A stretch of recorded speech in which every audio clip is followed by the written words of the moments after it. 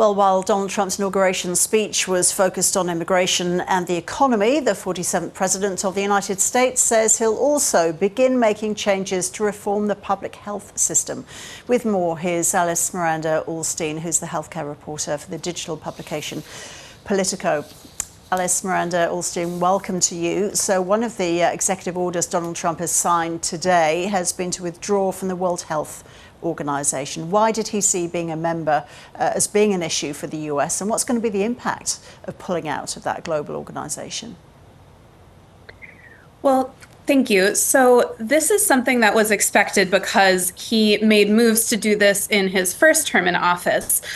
He cut U.S. funding to the World Health Organization. And so this was widely expected, and like his previous actions on this front, widely criticized by the public health community, saying that this could impact cooperation with other countries around future pandemics, disease outbreaks, all kinds of global health challenges. U.S. funding also allows this group to develop new ways of testing, develop new treatments, get those medications and tests to the places that need it most, that can't afford it.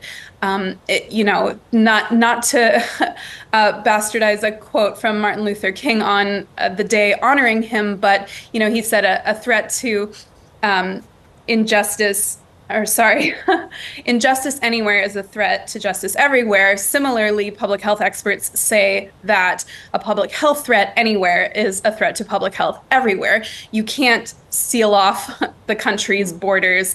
This is a very interconnected world. We are going to confront future challenges like we did with COVID-19, and there's a real worry that this could endanger the US and other countries.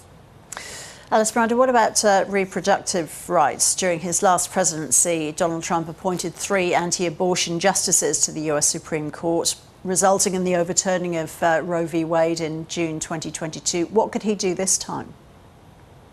There is a lot of things he could do, and I think it's notable that he signed so many executive orders on his first day in office, dozens and dozens, and not a single mention of abortion rights among them. And this is certainly going to make the anti-abortion groups that supported his reelection very anxious, and they will continue to pressure him to take steps in the coming weeks, months, years.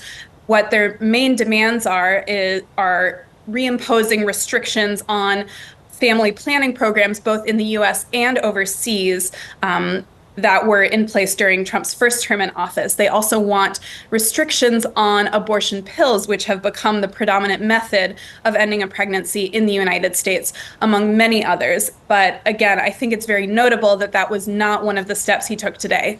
Okay, so he has already said that he'll recognise only 2 genders, male and female. How's that going to impact healthcare for transgender and gender non-conforming patients?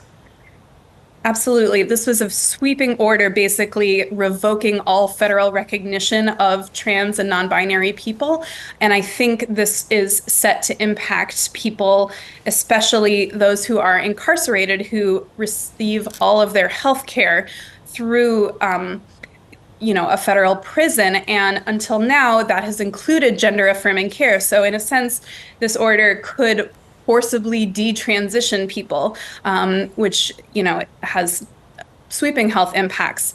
Another thing that came up on this front was how children are treated in the education system who identify as trans and non-binary.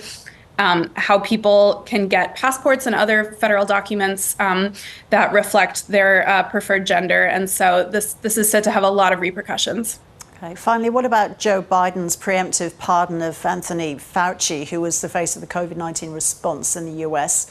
How realistic is it or likely is it that the Trump administration would take action against him?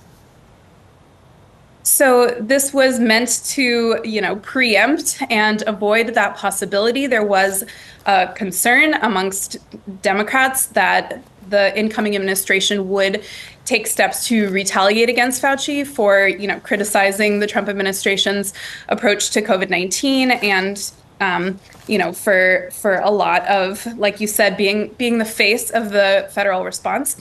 And so a lot of Republicans are taking this pardon as a sign that Fauci did something wrong and are making hay of it that way. But I think it was just meant to head off the possibility of any kind of retaliation or political prosecution. Whether that would have happened, it's hard to say.